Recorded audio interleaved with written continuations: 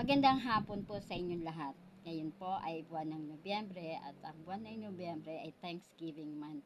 Kaya aking pong ibabahaging mensahe ay patungkol sa pasasalamat na mababasa po natin sa 1 Thessalonians chapter 5 verse 18.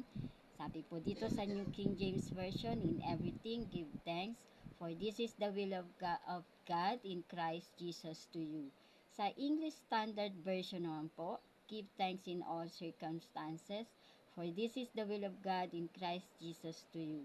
Sa magandang balita, Biblia, ipagpasalamat ninyo sa pangalan ni Kristo Jesus ang lahat ng pangyayari, sapagkat yaon ang ibig ng Diyos. Ang ating pong tema, give thanks to God in all circumstances. Kayo po ba ay naka-experience na ng mga bagay sa inyong buhay na parang wala na po tayong pag-asa sa lahat ng mga nangyayari sa ating buhay, maging sa ating mga loved ones, pamilya, o mga personal life, relationship natin sa ating mahal sa buhay, mga co-worker natin, kapitbahay, at maging sa lahat ng bagay. Tapos parang naiisip pa natin na bakit sa mga pangyayari ito parang tahimik ang Diyos, at sa mga pangyayaring kinapapalooban natin, mga sitwasyon nating hinaharap, at sa ating pananalangin ay meron pong digma sa ating kalooban, at ang salitang pasasalamat ay napakahirap bigkasin ng ating mga labi. Ito po ay normal dahil tayo po ay mga tao lamang, at ngunit dito itinuturo sa atin ng Panginoon na dapat sa mga ganitong sitwasyon ay meron tayong pasasalamat pa rin sa ating mga puso. Meron nga pong sinabi ang isang manunulat na si Joshua Harris na, "When God knows you are ready for the responsibility or commitment, He will reveal the person under the right circumstances. Wait patiently, don't waste your time, grow and be ready. You will see God will give you the story of better life than you could even dream of." Sabihin, yung mga inaasam natin, yung mga nilalapitan natin, may pagkakataon, may tamang pagkakataon na darating ito kapag tayo nakaredy na. Sabi din ni Terry Pratchett, "Light thinks it travel faster than anything, but it is wrong. No matter how fast the light, it finds the darkness. It's always go there first and is waiting for it." Akala daw natin, napakabilis ng liwanag, pero bago dumating yung liwanag, sabi nga, kadiliman muna. Di po ba? Kung alalahanin natin ang Genesis chapter 1, di ba, madilim ang lahat bago sinabi ng Panginoon, there will be the karoon ng liwanag po. So, ano po ba ay itinuturo sa atin ng ating aralin ngayon o ng ang mensahe ng 1 Thessalonians chapter 5 verse 18? Muna po ay isipin natin na ang lahat ng bagay ay merong perfect time. God has a perfect time to bless you in everything. Sabi nga ay magpasalamat tayo, magi ito ay sa kasakitan, sa ating kabiguan, sa ating depresyon, kamatayan, katagumpayan, sa pag-reunion man to, birthday man to, anniversary. Ibig sabihin nito, hindi lamang po sa masasayang bahagi ng ating buhay tayo dapat nagpapasalamat. Maging sa kalagayan na kung tayo ay mayroong dinaramdam. Hindi ko naman po sinabi na kapag tayo may sakit, pagpasalamat tayo at may sakit tayo. Hindi ganun. Kundi ibig sabihin po, sa kabila ng ating kasakitan, ang titingnan natin ay yung positibong bagay na meron pa rin po tayo, at isipin natin na magaang ito sapagkat kasama natin ang Panginoon na lumalaban sa kasakitan na meron tayo. Maging sa kabiguan, wag po nating isipin na mananatili tayong bigo. Naisipin natin na pinahintulutan lamang to ng Panginoon upang lalo tayong matuto. At sa mga depresyon, mapaglalabanan natin ito. Patuloy nating pasalamatan ang Diyos na napaglalabanan natin ang depresyon sa tulong at biyaya niya. Hindi tayo nagpapasalamat dahil may depresyon tayo, may kalungkutan tayo. Kung paano tayo nagpapasalamat sa ating katagumpayan, sa ating pag-ugnayan, pag may mga reunion tayo, nagsasama-sama sa mga kaarawan, sa mga anniversary, dapat maging sa malulungkot na bahagi ng ating buhay.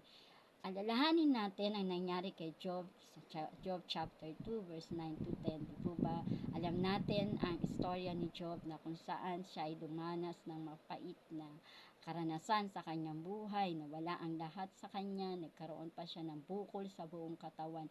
At sabi dito sa verse 9 to 10 ay sabi sa kanya ng asawa niya, "Are you still maintaining your integrity? Sampayin mo na ang Diyos. Curse God and die." At ano ang sagot po ni Job? "You are talking like a foolish woman." Ikaw ay nagsasalita na parang isang mangmang. "Shall we accept good from God and not trouble?"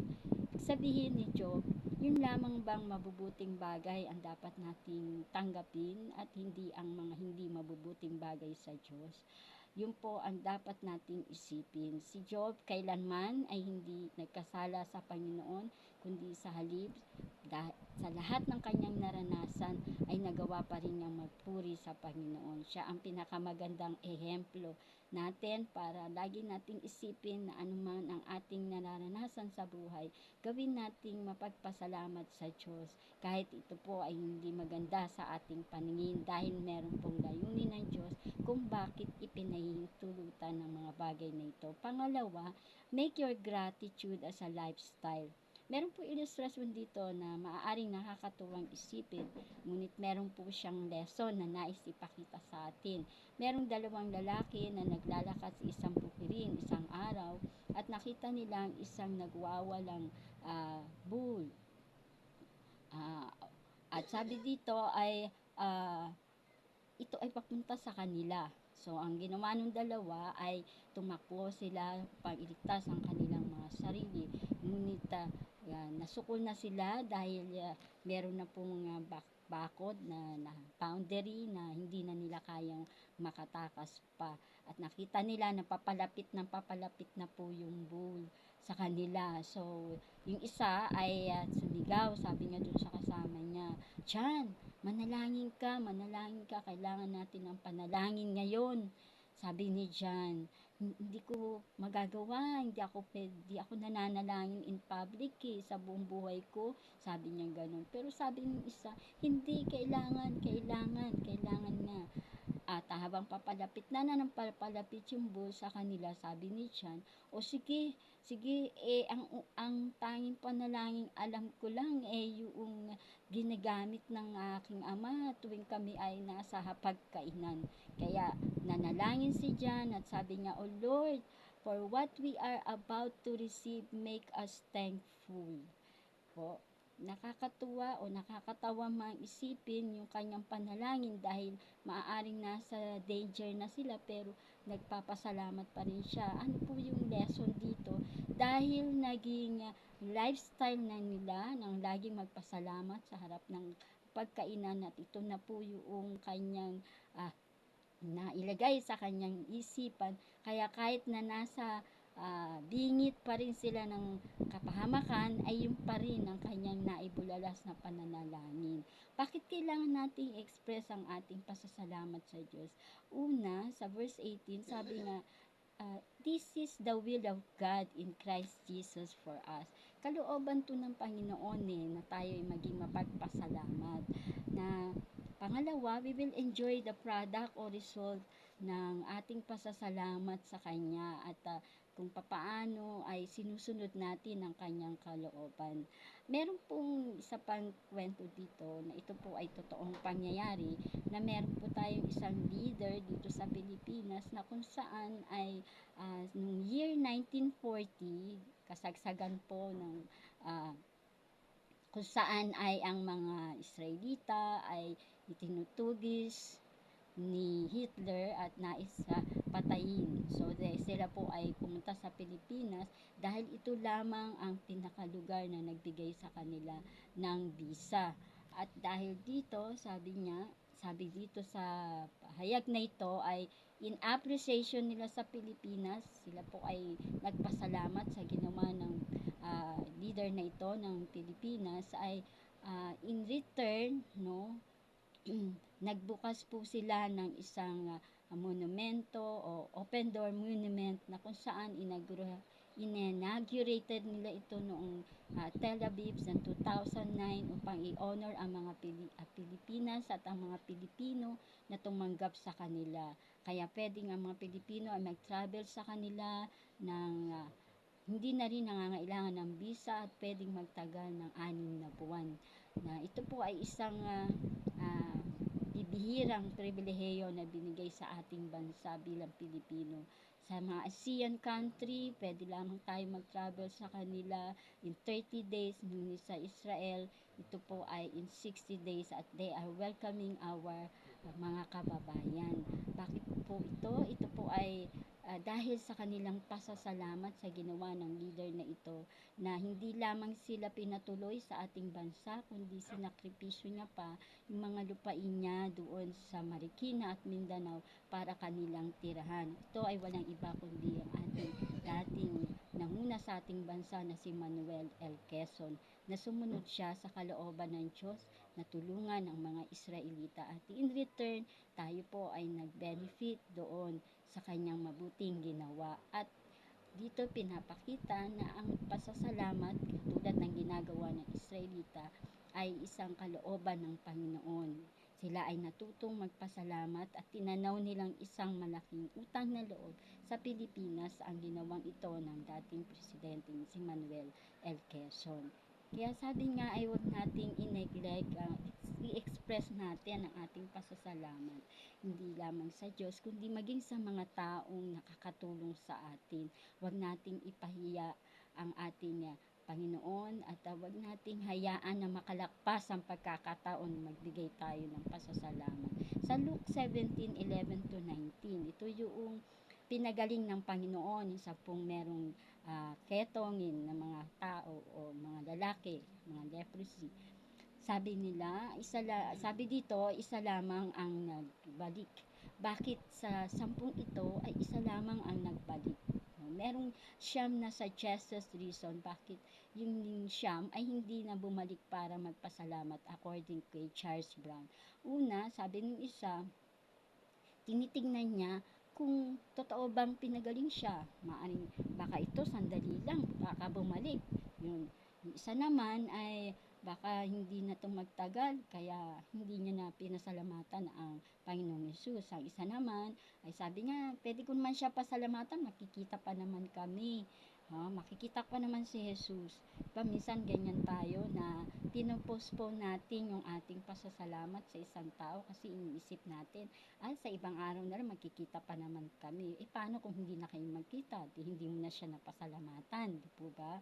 Isa naman ay, naku, hindi na ako magkakaroon ng ketong, kaya hindi ko na kailangan magpasalamat, di po? Parang tayo rin, minsan ganun tayo, hindi ko na kailangan magpasalamat, alam niya na yun eh, tsaka hindi na ako uulit, nga rin, nakahiram ka o anong man yung bagay na hiningi mo dun sa taong yun at ibinigay sa'yo, na kailangan magpasalamat, hindi naman na ako uulit eh. Okay, paano kung uulit ka pa? Hindi ka na makakaulit nga dahil hindi ka natutong magpasalamat. So, iba naman ay wala lang, no? At iba naman ay binigay yung kaluwalhatian sa ibang tao o one gave the glory to the priest, sabi dito ni Charles Brown. Sa maling tao nila binigay yung pasasalamat nila kasi sila pagkatapos nun ay pupunta sila dun sa priest at ipapakita nila na sila ay cleansed na. Okay. Iba naman, sabi ganun, hindi naman si Jesus talaga ang gumawa nito eh, no? May doubt pa sila. Ang isa naman daw ay pwedeng sabihin, kahit na sino naman nagagawa yun eh. At ang isa naman ay, magaling na ako, hindi ko na kailangan yan. So, pero yung isa na bumalik at nagbigay ng pasasalamat dahil sa kanyang pananampalataya. Sabi ng Panginoong Jesus, rise, go, your faith has made you well. Yung pananampalataya po kasi, yun po ang nagbigay sa kanya ng emosyon na magpasalamat sa ating Panginoong Jesucristo dahil alam niya na siya lamang ang nakapagpagaling sa kanila. So, pangatlo, be thankful and avoid to make a comment. Maging mapagpasalamat at iwasan na nating magbigay ng komento.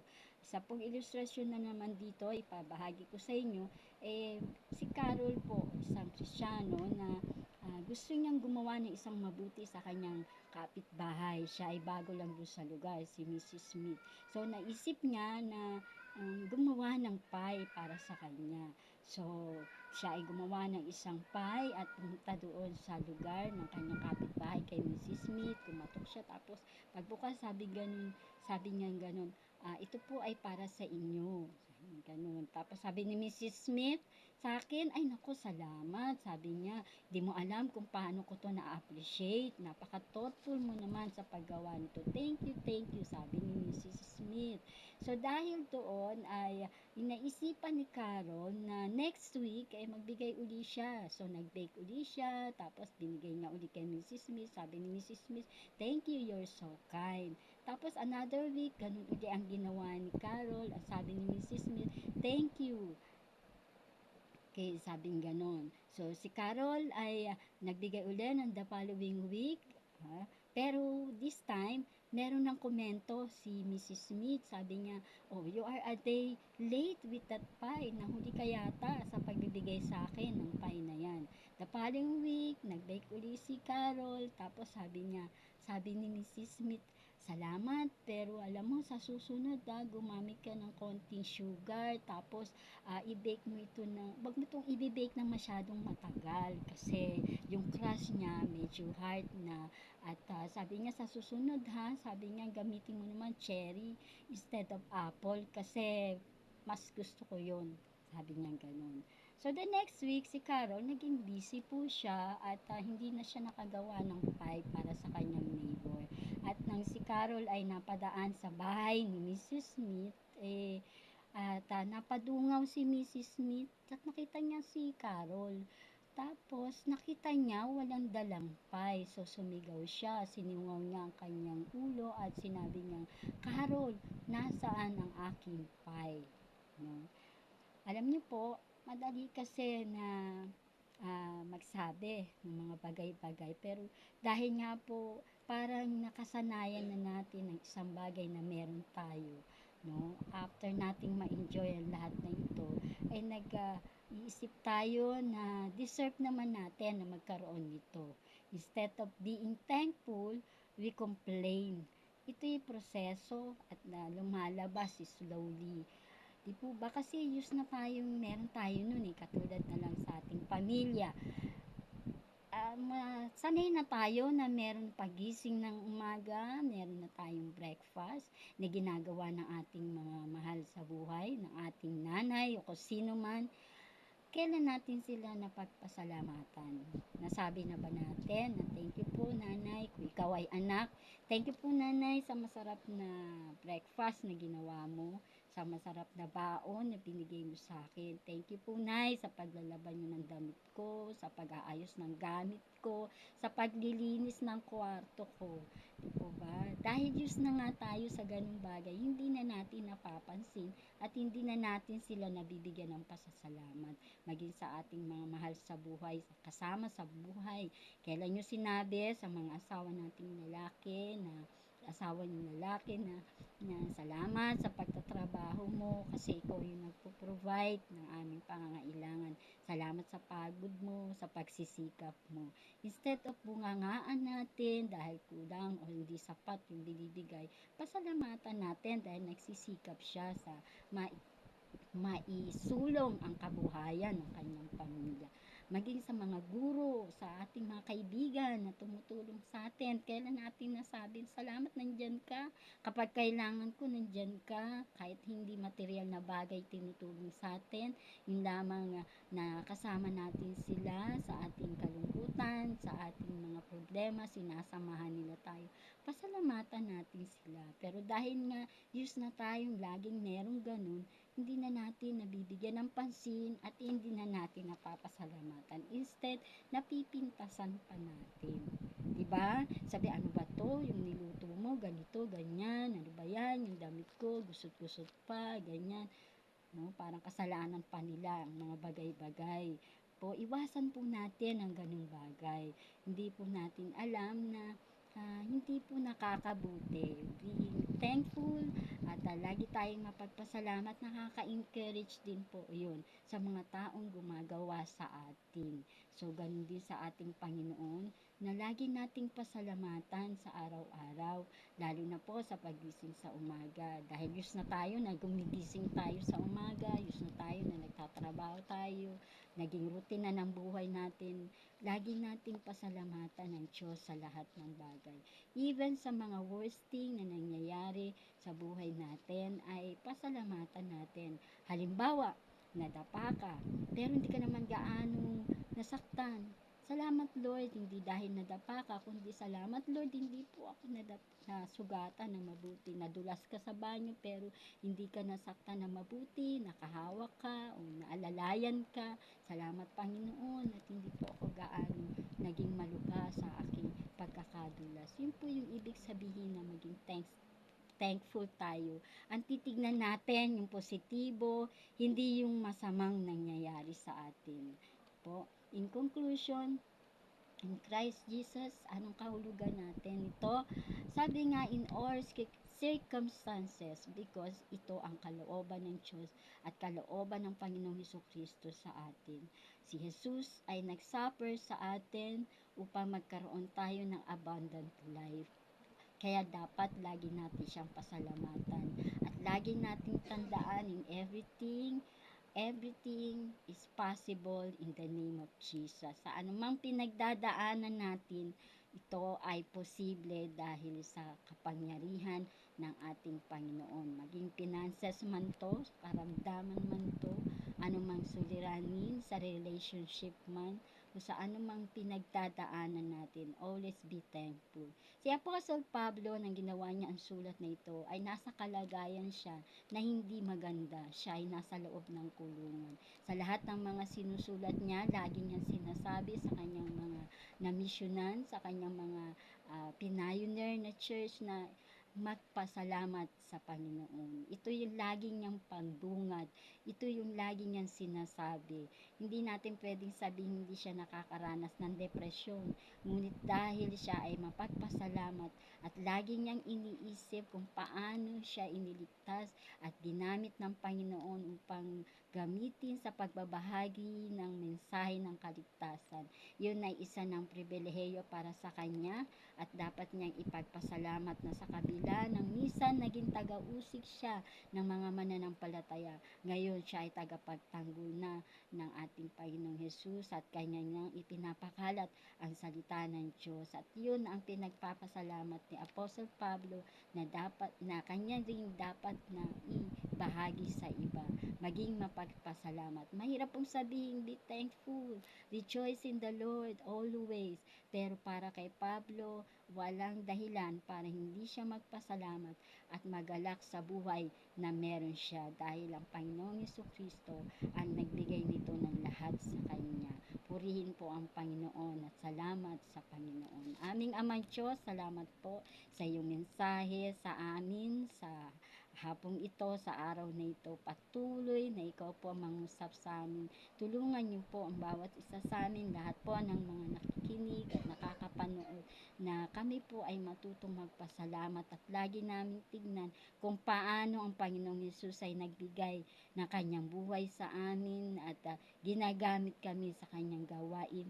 Iyon ay isang bagay na Panginoon para ipagpasalamat namin dahil ikaw po Panginoon ay banal at kami ay hindi karapat-dapat, ngunit ginawa niyo kaming karapat-dapat sa iyong harapan. Maraming salamat Ama, ikaw po ang mapuri at patuloy na samahan kami ng iyong Santong Espiritu upang magawa namin ang malaging maging mapagpasalamat sa lahat ng pangyayari ng aming buhay. Ito po ang aming samot dalangin sa pangalan ng Panginoong Yesus. Amen. Amen.